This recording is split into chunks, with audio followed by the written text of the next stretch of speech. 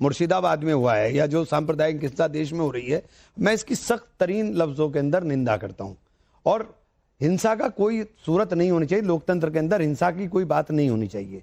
और जो कुछ मुर्शिदाबाद में हो रहा है, मैं तो अभी बयान, मैंने अभी 5-6 दिन पहले भी आपने मेरा बयान सुना होगा, मैंने कहा था कि आंख पे पट्टी बांध करके इंसाफ करना चाहिए, बिना ये सोचे, बिना ये फर्क करे कि कौन किस जाति का है, कौन किस धर्म का है। दंगाइयों के साथ सख्ती के साथ निपटा जाना चाहिए। तो जब आप ये कह रहे हैं, ये सरकार की जिम्मेदारी है। इमरान मसूद, आप लोगों के पास, सबके पास आ रहा हूं सर, थोड़ी देर का सब्र और कीजिए। ये जरा देख लीजिए, ये जरा देखिए, इसी से जुड़ा हुआ सवाल है, बहुत क्विकली प्ले कीजिए, मेरे पास टाइम नहीं है। ये है सवाल, हिंदुओं के घरों पर स्याही से मार्किंग, हिंदुओं के घरों पर हमला, हिंदुओं की हत्या की गई। क्या तब यह कहा जा सकता है सर, जैसा कई बार कहा जाता है, कि देश का मुसलमान खतरे में है? देखिए, देश का मुसलमान और हिंदू की बात छोड़ दीजिए, देश के अंदर अगर सांप्रदायिक हिंसा रहेगी तो देश खतरे में रहेगा। इस सांप्रदायिकता के जहर से बाहर निकलना पड़ेगा। सांप्रदायिकता के जहर को हमें जो लगातार बोया जा रहा है, अनफॉर्चुनेटली सरकारें बोने का अगर काम करें तो बहुत ज्यादा तकलीफ दे बात है। क्या अगर वक्फ को लेकर यह कहा जा रहा है कि एक रिएक्शन है, आपने सुना होगा सर, कांग्रेस की तरफ से यह रिएक्शन आया सर, कांग्रेस की तरफ से यह स्टेटमेंट आया कि ये तो वक्फ को लेकर रिएक्शन है। ये अगर वक्फ को लेकर रिएक्शन है तो उसमें हिंदुओं के घर तोड़े जाएंगे, हिंदुओं की दुकानें जलाई जाएंगी। नहीं, मुझे नहीं पता किस आदमी ने वो बयान दिया है, आपने कांग्रेस के किस नेता ने बयान दिया है? आपके कांग्रेस के प्रवक्ता मैं उस बयान से सहमत नहीं हूं। राशिद अल्वी कौन है सर, आप जानते होंगे सर? सहमत नहीं हूं। राशिद अल्वी साहब प्रवक्ता नहीं है, मैं उस बयान से सहमत नहीं हूं। राशिद अल्वी आपकी पार्टी में है कि नहीं है? राशिद अल्वी साहब पार्टी के अंदर बहुत लोग हैं, लेकिन राशिद अल्वी साहब पार्टी के प्रवक्ता नहीं है। तो राशिद अल्वी ने कहा जो वो गलत है? हाँ, बिल्कुल गलत। एक बहुत बड़ी बात इमरान मसूद कह रहे हैं, राशिद अल्वी ने अगर ये कहा कि वक्त को लेकर ये रिएक्शन था तो ये गलत है, निंदनीय है, और उनकी निगाह में वो इसको कंडेम करते हैं। अब जरा धर्म संकट में प्ले कीजिए प्लीज। पूरे देश के अंदर एक नफरत का माहौल हमारे खिलाफ खड़ा किया जा रहा है। संभल की घटना हो या बहराइच की घटना हो, आज देश में मुसलमान की स्थिति हो गई कि घर में रहेगा तो दंगाई मारेंगे और बाहर निकलेगा तो पुलिस मारेगी। हमारी जान की कीमत आज समझने को कोई तैयार नहीं। घर में रहेंगे तो दंगाई मारेंगे, बाहर निकलेंगे तो पुलिस।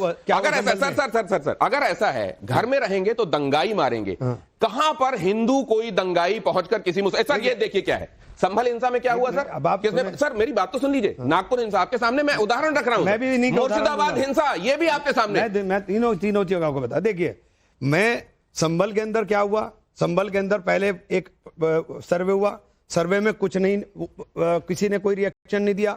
उसके बाद दूसरी बार सर्वे टीम जाती है, उस सर्वे टीम के साथ 250-300 लोगों का टोला जाता है, मस्जिद में जाकर के नारेबाजी की जाती है। उसके बाद वहां से निकल कर आते हैं, पुलिस की गोली चलती है, 5 लोग मरते हैं। वो 5 लोग भी उन्होंने ही मार दिए, दंगाइयों नहीं। वो 5 लोग, 5 मुसलमान मरे, 5 मुसलमान मरे, वो भी दंगाइयों ने अपने गोली अपना आप मार दी। ये कौन सा लॉजिक है? ये कौन सा लॉजिक है? सर मुझे आप एक चीज बताइए, एक उदाहरण दीजिए कि अमुक जगह पर हिंदू दंगाई के तौर पर गए और मुसलमानों को घर में घुस करना। हिंदू मुसलमान मत करिए सर, मैं तो दंगाई कहिए, दंगाई इधर क्यों यहाँ इधर सर? अगर दंगाई मुर्शिदाबाद के तो दंगाई संभल के भी हैं, दंगाई नागपुर के भी हैं, दंगाई सब जगह के दंगाई है।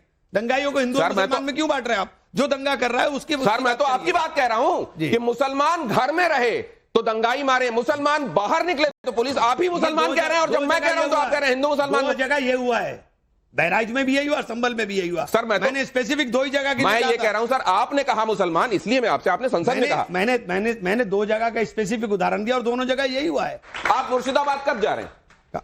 देखिए, मुर्शिदाबाद पहले शांत हो, पहले शांत होना चाहिए। और केंद्र सरकार की जिम्मेदारी है, तो इसका इंतजार नहीं होता। सुनिए साहब, केंद्र अगर स्टेट गवर्नमेंट नहीं कर पा रही तो केंद्र सरकार को इंटरवीन कर। अरे लॉ एंड ऑर्डर तो बंगाल की पुलिस का है ना सर। कह रहा हूं ना, अगर वो नहीं कर पा रहे तो केंद्र सरकार को चाहिए। ममता फेल है आपकी निगाहों में? देखिए, अगर दंगा कंट्रोल नहीं होता तो फेल ही है, इसमें कौन सी बात हो गई?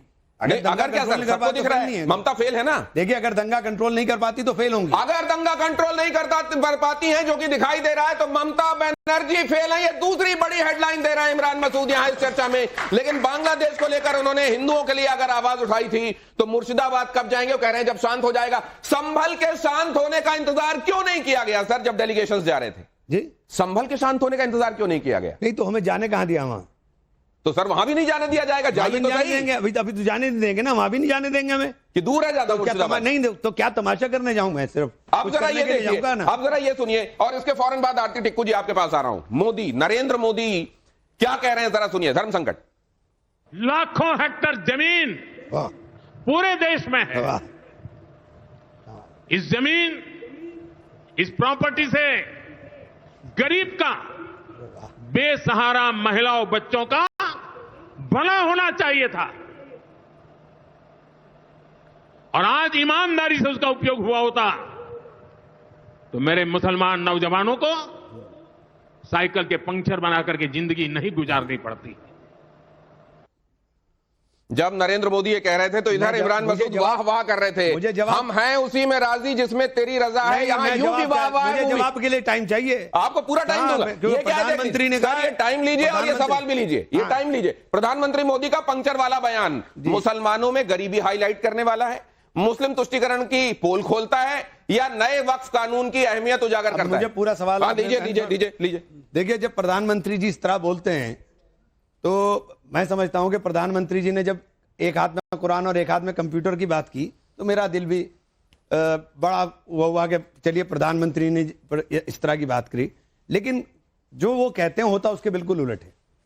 प्रधानमंत्री जी आज मुसलमान को पंक्चर बताने वाला बता रहे, तो इसके लिए जिम्मेदार प्रधानमंत्री जी पिछले 10 साल को उठा के देखें कि आपने 10 साल के अंदर मुसलमान के बच्चों की स्कॉलरशिप क्यों बंद कर दी। तो 70 साल वाले जिम्मेदार नहीं है ना? एक सेकंड सर, एक सेकंड। सच्चर कमेटी ने जिसके लिए कहा वो नहीं है ना? मैं तो सिर्फ एडजॉइंट सर, मैं तो सप्लीमेंट्री क्वेश्चन। आप पूरा सवाल करने देंगे? आप 70 साल वाले जिम्मेदार नहीं है ना? 70 साल वालों ने जो गलतियां की उन्होंने उन गलतियों को उजागर करने के लिए कमीशन बनाया। सच्चर कमेटी की रिपोर्ट आई। सच्चर कमेटी की रिपोर्ट ने कहा कि मुसलमान की हालत आर्थिक रूप से, शैक्षणिक रूप से बेइंतहा चिंताजनक है और मुसलमान को मुख्य धारा से बाहर कर दिया गया है। और 2006 की रिपोर्ट कहती है, जिसको आधार बना करके नया वक्फ कानून लाया, 2006 की रिपोर्ट कहती है कि अगर वक्फ संपत्तियों का प्रबंधन सही हो गया, ये प्रधानमंत्री सही कह रहे हैं, गलत नहीं कह रहे हैं, प्रबंधन सही हो गया होता तो 12,500 करोड़ की आमदनी हो जाती। तो 12,500 करोड़ की आमदनी 2006 में बता रहे थे। आज हमें किसी पैसे की जरूरत ना होती, ना किसी स्कॉलरशिप की जरूरत होती। ये बात प्रधानमंत्री सही कह रहे हैं, लेकिन 10 साल आपके पास थे, आपने 11 साल के अंदर क्या किया? आपने 11 साल में कोई प्रबंधन की बात की?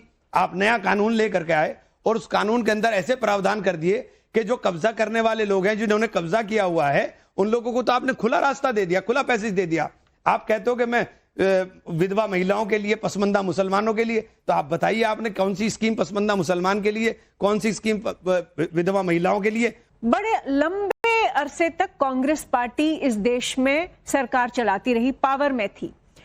आपने ही कहा सच्चर कमीशन की जो रिपोर्ट थी, ये बताया गया कि मुसलमानों के साथ बहुत डिस्क्रिमिनेशन हुआ, वो आगे नहीं बढ़ पाए, वो पीछे रह गए बाकी लोगों के कंपैरिजन में।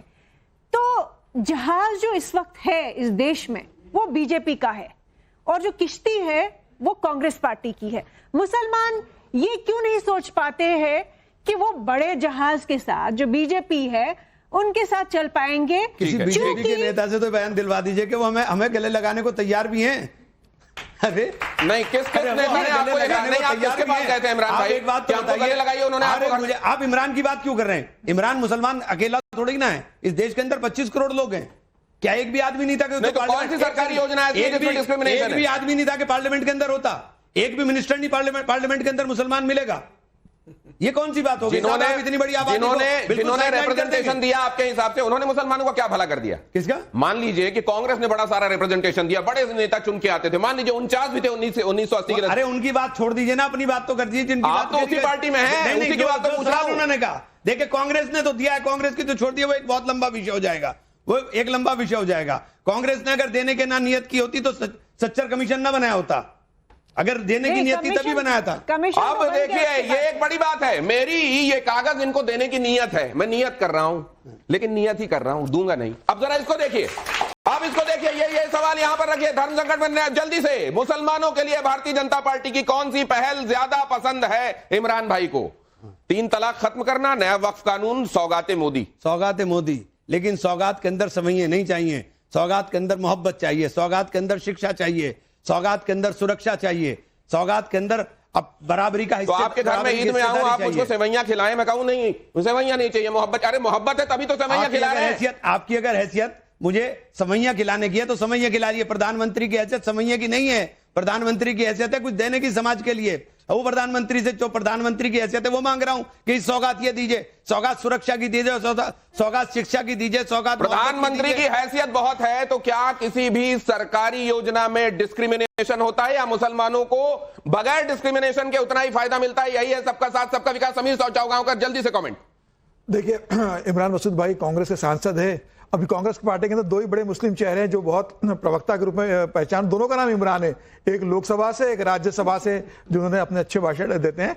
लेकिन इमरान भाई तो मतलब घाट घाट का पानी पिया, सारे पार्टियों को जानते हैं कि किसी राजनीति क्या है। आज कांग्रेस पार्टी में है। और लेकिन मुझे एक बात भी इमरान भाई से दो तीन बातें पूछना चाहता हूँ।